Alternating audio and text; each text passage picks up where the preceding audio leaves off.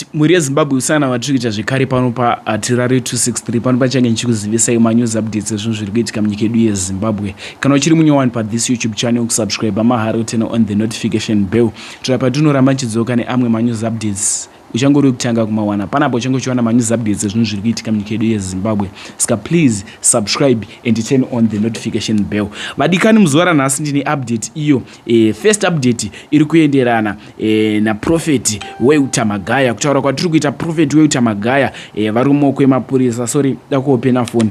Pane post iyo yakanyorwa naHopeweyo Chingono.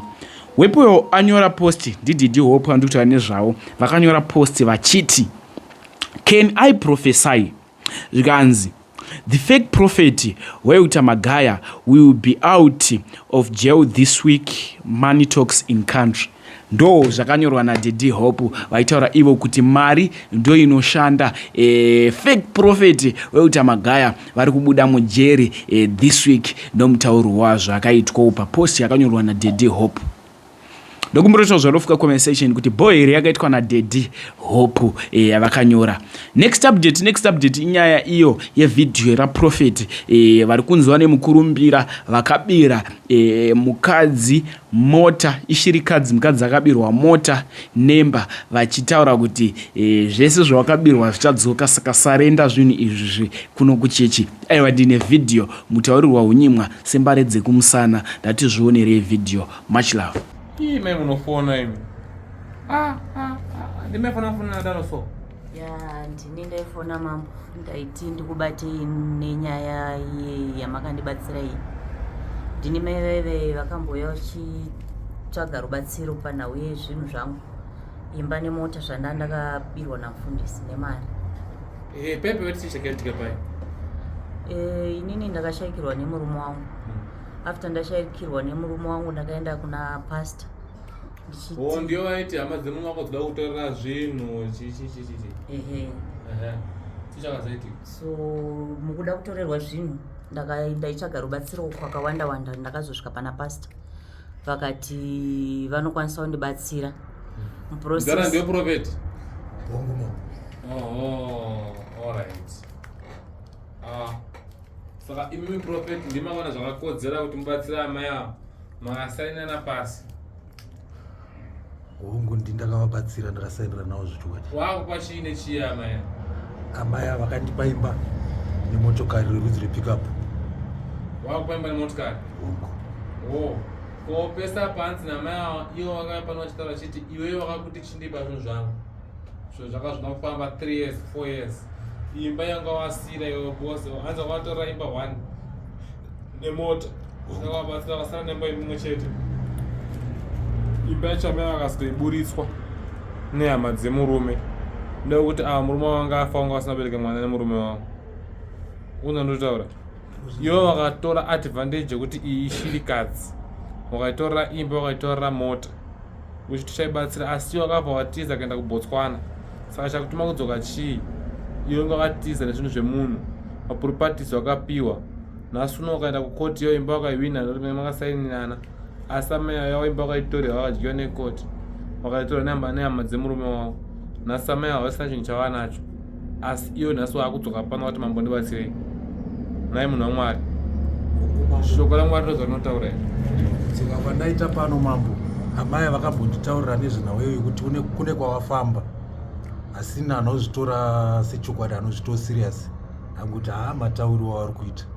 Asi mumazuva adarikaya ndakava nekubatikana ndichita semunhu akurasikadyere kana makabvunza amai mufundisi vanotaura. Amai ndio amai mufundisi. Ndini mama. Saka munomutoparidza Botswana kumutonamatisa vanhu. Nokuti basa raMwari. Asa usunyara nasona. Zvinonyadzisa. Tichikiti. Vana vedu vamwe vacho vari kungorotomoka achingotaura kuti ndipei mapepa angu, ndipei imba yangu. Saka zvatinetsa kumba kwacho hakusagariki. Takungoona zvinhu pamba. Saka zvakutinetsa. Adzokorora ichi chikuitika. Ndati takunetseka kumba uku, vana vari kurotomoka. Mupamba hapachagarike. Vari kungorotomoka, mwana achingotaura kuti ndipe mapepa angu, ndipei imba yangu. Saka pamba pacho hapachagarike. Babawo vanga vakungodi kungoita kunge munhu akurasika njere. Zvinhu zvamuri kuona mukuzviona pai? Pamba pacho unoona nyoka pamba dzingotenderera kutoshaudza kuti zviri kubva kupi. Naye mudaro chichikura mombe dzako handisi kutomboziva, dziri kungofa zvisina kana tsarukana, handisi kutomboziva kuti zviri kufamba sei, handisi kuti zviri kubva kupi. imombe dzekuba saka dziregedze kupera because kana kuno kutatsamwa tinomutsa wakafa kuti wateere zvinhu zvavo. Hatidi vanhu vanopamba zvinhu zvemunhu anenge afa. Unotaura amai vaimba wasiro wakaishanda, imba yakashandwa naiwo nemurume wavo. Nhasi una murume wavo afa, mako wapambira iyo shirikadzi. Penjeni yemurume wavo amai vakataura kuti wakakupa masheya, wakadya mari iwewe uchinyepa kuti chabatsira chinyepa kurira nentimi. Asi nhasi una mai waakushupika, zviri kukufadza here nai baba? Iwo uri munhu wamwari akadzidza bhaibheri, unonzwawo sei iwewe iri hama yake ndichitwa maitiro akadai so? Nhasi uno mukadzi akusasikiwa nyama dzake dzese dzaakumusasura, dzaakutsunduka kwaari, dzaakuti haana kunaka, ane mwoyo wakashata.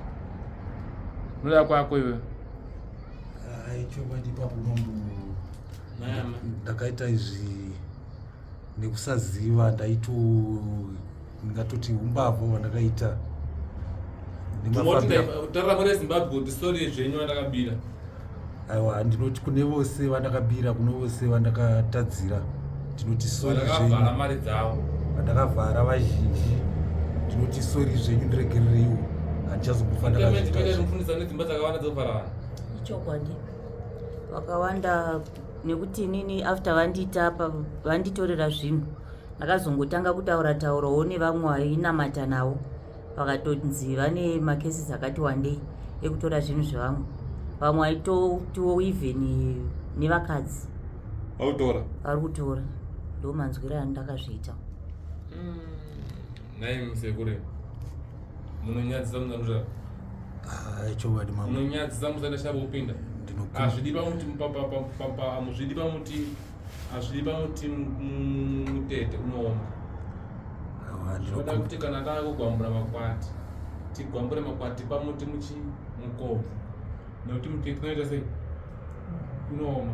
Zvino kana maakugwambura makwati pamuti mutete wakaita seshirikadzidzi, baba muchisiya muti mukobvu wane mari chaiyo muri kuasiya, asi mutora zvinhu zveshirikadzi.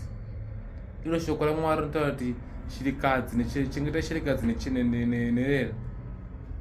Wakwira Jerusarema watana waende kunochengetwa muJerusarema. Wachengetwa nemi, asi nhasi unondima ako atidaro so. Chokwadi mama, ndokumbira kuregerwa nenyika yese Zimbabwe, kunyangwe kwananga ndiri Botswana ikoko, ndokumbira vandiregererewo. Saka amai muri kuti kuna baba? Inini chandatozoita izvezvi kunzwa tsitsi nenhau yavakafona vachitaura kuti mai mufundisi vakafona vachitaura kuti vana vakungorotomoka, vamwe vanongoti vakarara vanofamba vachibuda dhoo vachitozotera kuti kwavhura dhoo ndiani. Ndiri munhu anonamata, ndiri munhu anoziva Mwari, saka tsitsi ndo dzandakuvanzwira. Asi tsitsi dzandiri kuvanzwira ndinoda zvinhu zvangu zvidzoke bheki, mota yangu Mondrashin Synagogue kuti izvezvi ndakuita kunge munhu akanga asina kana chainacho. Saka Espa Kondrashita Propa Pron Elida Propa Stein Kondrash. Tabatikana mai, mwoyo wangu anofara, ndinonzwa mweya wangu uchienda kure. Nyaya yakaoma yatirari Pakaipa. Saka vana vanotanga kuvhumuka nguva. Vakarara kuma10 dzemanheru ndopovanotanga kuvhumuka. Zvokuti unototi ukatirarara ungosvika kucheka vana. vakutsvagwa kuti ube. Chokwadi vamwe vanhu vari kutotsvagawo, vamwe vanenge vaitoti vada kubatsirwa. Kurandokuendesa kuJorodhani, ndinokuJorodhani ndikudira mukaka. Aiwa, ndinotenda mambo. Kuti Mwari akuregerera kudenga napanyika, nyika ikuregerere, Mwari akuregerere. Ndinotenda mambo. Udzoke pamavambe. Ndinotenda mambo. Wakatangira kuti munhu kana achitanga kurumbidza Mwari atanga nekubana kuita zvavakaita. Mambo Mutizi, pane mubvunzo wandinawo. Nanzwa mai ava achiti vari kuda zvinhu zvaubheki. Pachaitwa sei nai baba? Baba, une chii chauya nacho tichiziva kuti shuwa wauya kuregererwa? unokwanisa kuwadzosera zvinhu zvavo here amai? hongu ndinokwanisa kuvadzosera nemwoyo wese. Ndauya nebhuku remota yandinayo, handinokwanisa kuya hangu nemota yacho, asi kuvadzosera bhuku humbo wekuti ndakuvadzosera motikari yavo. Ndichivatambidza bhuku ravo ndonovatambidza motikari yavo, zvichisanganisira nemapepa emba ndinovapa zvese ndavai nazvo. Torato amai, nhasi kana mangwana ndoda kusiya kuda mumba mako. Utenda Wamumba mani? mangu Ngokuti hama dzako hadzichakude, asi doda kutsvaga hama dzako kuti dzimwe 2 or 3 dzavanaya nadzo tiende kunobvisa maloji akaiswa nawo. Anga asitaura kuti ndakaisa maloji. mune mandibatsira nokuti izvezvi handanda kungoraramawo. Hausina wega uchimanya kubiwa ine nganga naprofita achauya zvavo. Hausina nganga atanga kuwera. Asi muprofita atanga kuwera. Tionei mabhuku acho. Ndipewato.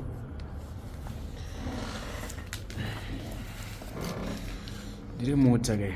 Ndobhuku remota.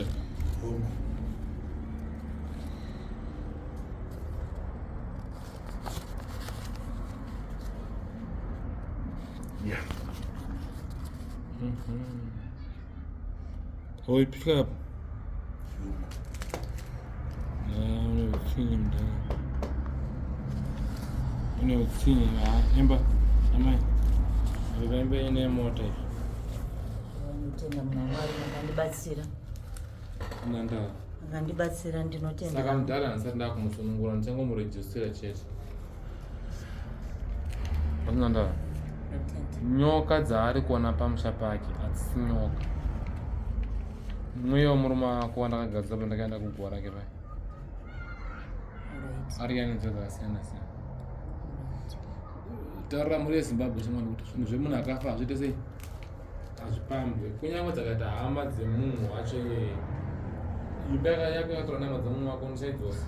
Mhuri yeZimbabwe ndinoti zvinhu zvemunhu akafa hazvifi zvakatorwa hama dzangu. Ini ndapfidza ndichafa ndakazviita.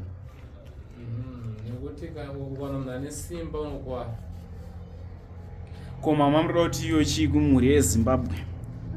Ndinongoti dai profeti vatotibatsira vana vedu vasaramba vazvi. Handisi profeti, ndiri mambo. Profeti murume wako. Unonenge muprofita inini. Ndiri n'anga kaini, ndiri n'anga mutunguru. Handisi n'anga, handisi muprofita. Ndiri mambo. Muprofita hapa. Ndajaira baba. Saka ndi profeti murume wako ndinotape murume wako here. Saka tikutongoti dai matibatsira mambo. Vana vedu vasunungurwa, vana kuti tatambudzika. Ko mama muri kufilawo sei? Ndiri kunzwa kufara nekuti ndandatambura, ndandashungurudzika. Ndanda kutorarama semunhu asina kumbobvira itawo kana chinhu muupenyu zvekuti kana hama dzadzongondinakura nakura. Saka ndiri kunzwa kufara. Ndinotenda mambo makaita basa.